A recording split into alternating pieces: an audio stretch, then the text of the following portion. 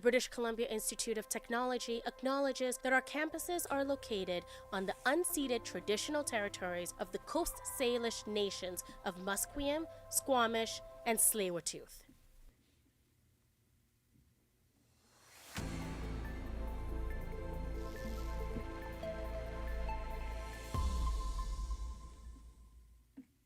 Good afternoon, I'm Emily Deneen, and here's your news update to 1:30. The man who attacked two people on the streets of Vancouver has made an appearance in court today. 34-year-old Brendan McBride has been charged with second-degree murder and aggravated assault. One of his victims, who had his hand severed, has it reattached, but doctors say there's still a lot of healing to do. McBride will reappear in court on October 4th. With many Canadians searching for jobs, it leaves some jobless. Our reporter Grace Chen explains what has caused this drop in employment. The YWCA of Metro Vancouver is a nonprofit organization that advocates for the safety, housing, employment, and education of young women. Itab Saad, the Associate Director of Employment and Community Programs, weighs in her perspective about the greatest barriers facing vulnerable women. I think for us, what we're seeing more and more is that, people, there's a lot of mental health issues. There's a lot of people that are, there's more multi-barriers for a lot of individuals. Like we're seeing a lot of people that are sharing or disclosing that they're either, they're having a disability or they're, having some mental health, struggles, or that there's so many barriers, and we call them multi-barriers. There are many layers of reasoning to the number of Canadians being unemployed. These issues range from the individual up to the systemic, which is important to account for when speaking about these problems. Grace Chen, BCIT's The Crow. Grace is here with us now live in the studio. Grace, going off of these statistical descriptions, what are some of the actions the government is taking to reduce this strain? Yes, so to remedy the influx of foreign workers, the Liberals had announced cuts to a program called the Temporary Foreign Workers Program, and this is a program that allows businesses to hire foreign staff in the absence of Canadian labor. And this program has drawn a lot of international spectators, but the United Nations calls it a breeding ground of contemporary slavery. So Jim Stanford, who's an economist and director at the Centre for Future Work, he recommends that the Bank of Canada to continue lowering their interest rates as a way to reduce costs for Canadians and ease the shock after the pandemic. And can you describe the exact downfall of how our country got to this place? Yes, so a lot of this crisis is attributed to low wages and, quote, lousy jobs. So Stanford, going back, he describes this journey as going from the earlier days of the pandemic, where the Canadian government had largely halted immigration and operations of several industries, and then fast forward to post-pandemic, where vacancies had skyrocketed again after the government had ended lockdown and lifted restrictions. So people were determined to get back on track with work, but they were also demanding and expecting better wages and the like. Perfect. Thank you, Grace. Thank you. The BC Green Party has announced their candidates in ridings across the province. The party says environmental activist Ross Reed will represent the party on the west side of Vancouver Island. Announcements have also been made about the candidates for West Vancouver, Prince George, and Boundary Similkameen. The province election will take place on October 19th. After the 2021 fires in the small town Lytton, the town is starting to see more process in rebuilding. Our reporter Nicholas Hauka explains how the mayor of Lytton is fighting for the rebuild. Lytton Mayor Denise O'Connor has called for the government of BC to speed up the rebuilding process after the city burned down in 2021. O'Connor spoke at the Union of BC Municipalities and stated that the cause of the delay is due to archaeological studies. O'Connor stated these studies are mandatory, not covered by insurance, and cost varies from $26,000 to $46,000. O'Connor says she respects these studies but is asking the government to cover fees for her residents. Nicholas Hauka, BCIT's The Crow. Alberta Premier Danielle Smith talked about her government's plan to fast-track new schools. Her government is providing over $8.6 billion in funding for the next 3 years for this project. We want to put all of the different school options on the same level playing field. That's why, with us owning the construction, owning the project, that allows for us to be able to look at a number of different unique approaches to be able to support independent charter, as well as our two major school boards, public and private in both cities. Bloc Québécois leader Yves-François Blanchet won't support Conservatives in their attempt to trip the Liberal government with a non-confidence motion. Blanchet's reason behind that is because he works for Quebec and not for the Conservatives. Pierre Poilievre's non-confidence motion will state that the House has no confidence in Prime Minister Justin Trudeau. Now that the NDP has pulled out of their supple and confidence deal with the Liberals, they are now a minority government. This means that the Liberals need to gain support from opposing parties on a vote-to-vote basis. The Conservatives need support from Bloc Québécois and the NDP to bring down the Liberals. Blanchet has previously said that he is willing to work with the Liberals in exchange for the government accepting the Bloc's bill on senior pensions.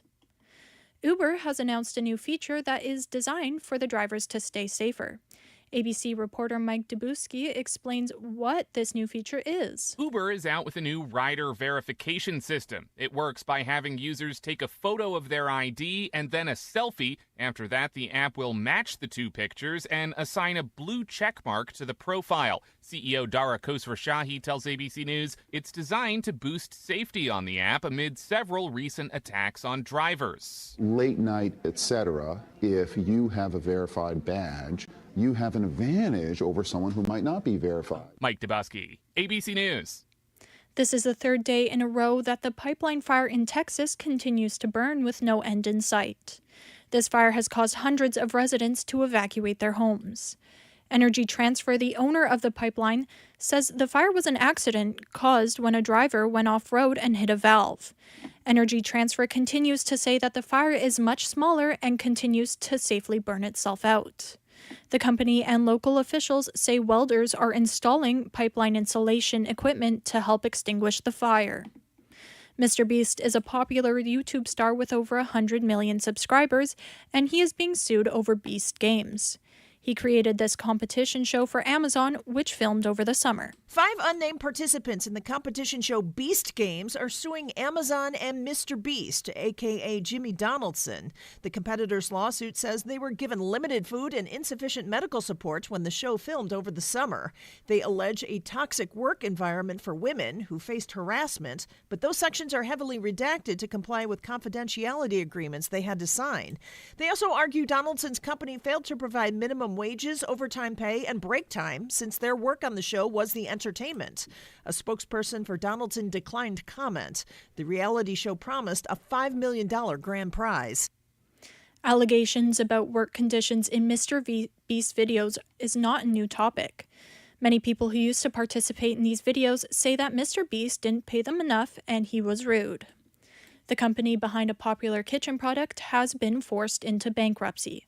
ABC reporter Jim Ryan has more on how this will affect leftovers. Invented by Earl Tupper and launched to the public in 1946. This is Tupperware. The plastic food containers have found their way into homes around the world. The pandemic brought a boost in sales as more people were cooking at home, but now Tupperware CEO Lorianne Goldman says a challenging macroeconomic environment has the company seeking protection from its creditors. She says Tupperware production will continue through the bankruptcy process. Jim Ryan, ABC News.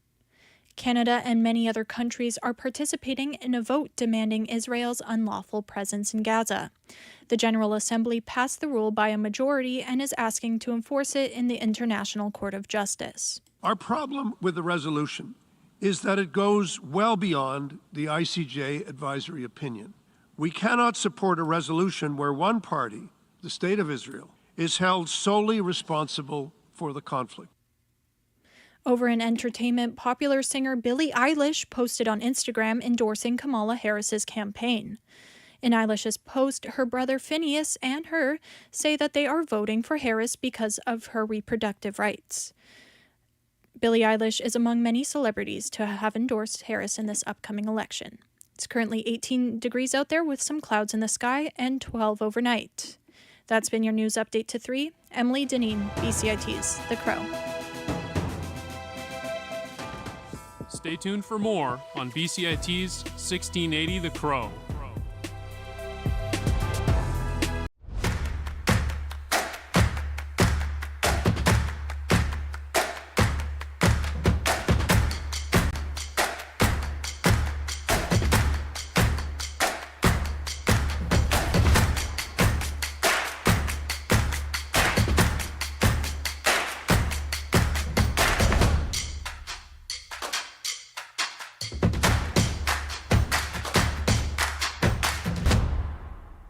Everything is changing to digital. Everything is online. People aren't just waiting for the 6 o'clock news anymore. People want their news right now. They want to be able to go onto their smartphone, onto the internet, and see the news that they want to see.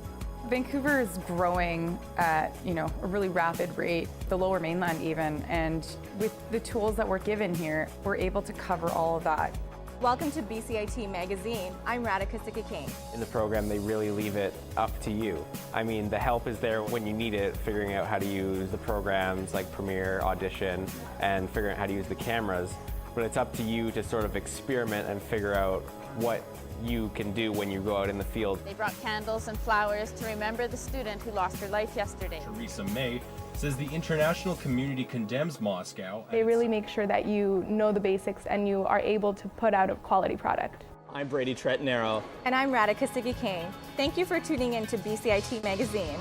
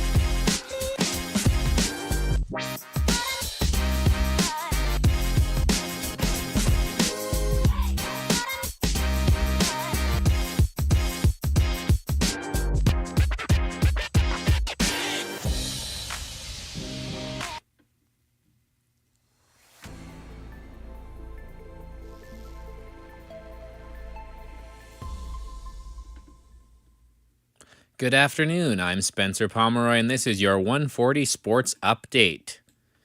The Vancouver Whitecaps are on the road tonight in Houston to face the Dynamo. The Whitecaps currently sit 6th in the Western Conference, 1 point ahead of Houston.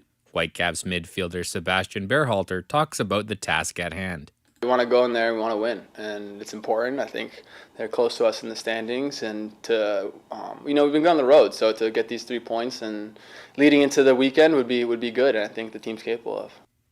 The teams previously met in July at BC Place, which saw Houston defeat the Caps 4-3. Kickoff tonight is 5:30 at Shell Energy Stadium.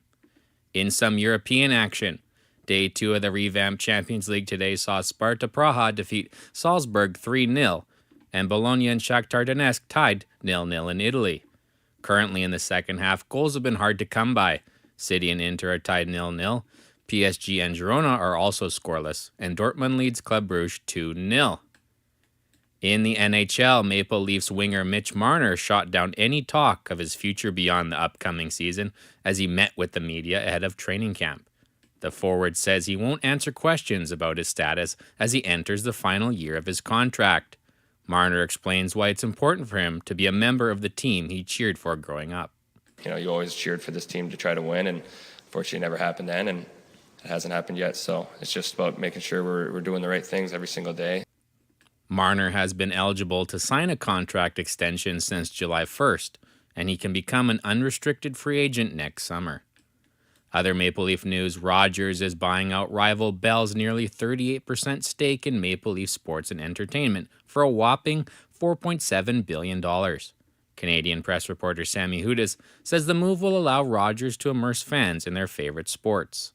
Just the opportunities it can bring from a sponsorship point of view, promoting its brands across a wide variety of sports. Obviously, just because you're a sports fan doesn't mean that you're interested in one sport versus another. So if you're going to a hockey game, Rogers' presence will be felt there. If you're going to a soccer or a baseball game, Rogers' presence will be felt there in Toronto. Really, sports fans are going to be surrounded by Rogers. It will be unavoidable. Rogers already owns the Blue Jays and its Rogers Centre Arena and will add the Toronto Maple Leafs, Raptors, Argonauts, Toronto FC soccer team, and AHL Marlies to that lineup. In other sports business news, another women's basketball team on the West Coast. The WNBA announced today Portland will receive the league's 15th franchise. They will begin play in 2026, and the team will be owned and operated by Raj Sports. Portland joins Golden State and Toronto in this round of expansion. Previously, Portland had a WNBA team in 2000, the Portland Fire, before being dissolved in 2002. In MLB action tonight, plenty at stake as we near the season's end. The Seattle Mariners host the New York Yankees in Game 2 of their 3-game set. Bryce Miller gets the ball for the Mariners, and Nestor Cortez will go for the Yankees. The Yankees can clinch a playoff berth tonight with a win. First pitch is scheduled for 6:40. The Baltimore Orioles will look to bounce back tonight against the Giants after last night's 10-0 blanking. Dean Kramer starts tonight for those, and Hayden Birdsong goes for the Giants. First pitch, 3:35. And in the NL playoff race, the Cincinnati Reds will host the Atlanta Braves at 3:40, and the New York Mets will look to sweep the Washington Nationals at 4:10. And in Arlington, reigning AL pitcher of the month Bowden Francis will look to continue his fine form as the Blue Jays face the Rangers in Game 2 of a 3-game set. Francis goes for the Jays, and lefty Cody Bradford pitches for the Rangers. First pitch, 5:05. Don't forget to stay tuned after the cast for my sports comment on Shohei Ohtani and his MVP chase. Happening tomorrow night, the New York Jets host the New England Patriots in a Week 3 clash. Before Thursday's game, Jets quarterback Aaron Rodgers talks about playing a game at MetLife Stadium for the first time since he got injured in his Jets debut last year. Yeah, I'm going to feel good about it. It's been a long time since I took the field at Jet Life, so be a lot of emotions for sure. But we're thankfully already into the 3rd game of the season. Played 2 full games. Body feels good. So about as good as it can on a short week. That has been your 140 Sports Update. I'm Spencer Pomeroy, and you're listening to BCIT's The Crow. Stay tuned for more on BCIT's 1680 The Crow. A designated hitter winning MVP? That's what Shohei Ohtani is going to do in 2024. Pitch, Ohtani lifts a fly ball to deep right field. How far will it go? Into the second deck. It's his 48th home run in his hunt for 50-50. As Dodgers superstar Shohei Ohtani nears his third MVP award according to betting odds, former Red Sox player and Hall of Famer David Ortiz said being a designated hitter hindered him from winning the award. Ortiz said in an interview where the MLB always had an excuse for not giving him the MVP. No player has ever won the award solely being a DH. Shohei Ohtani will break the trend this time. The Japanese star is on the verge of a 50 home run, 50 stolen base season, which would be the first the MLB has seen. Comparing Ohtani to Ortiz, Ohtani's 7 WAR so far this season has been better than Ortiz's career best WAR of 6.3. Ohtani is unlike any DH we have seen before. His speed on the base pass is what separates him from traditional DHs. Ortiz stole 17 bases in his career, while Ohtani has accumulated 48 this season alone. Ohtani's Dodgers are destined for a playoff run and hold the best odds currently to win the World Series. You couldn't say the Dodgers would be favored without the help of its star-designated hitter, Shohei Ohtani. I'm Spencer Pomeroy, and that's today's Sports Comment.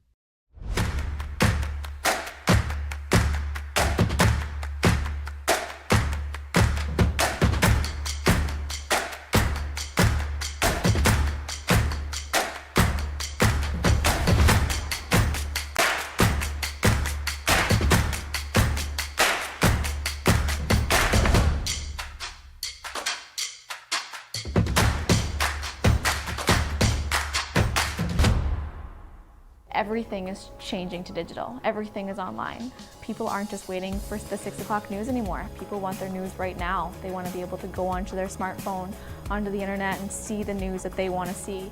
Vancouver is growing at, a really rapid rate, the Lower Mainland even, and with the tools that we're given here, we're able to cover all of that. Welcome to BCIT Magazine. I'm Radhika Sikakane. In the program, they really leave it up to you. I mean, the help is there when you need it, figuring out how to use the programs like Premiere, Audition, and figuring out how to use the cameras. But it's up to you to sort of experiment and figure out what you can do when you go out in the field. They brought candles and flowers to remember the student who lost her life yesterday. Theresa May says the international community condemns Moscow. They really make sure that you know the basics and you are able to put out a quality product. I'm Brady Tretnero. And I'm Radhika Sikakane. Thank you for tuning in to BCIT Magazine.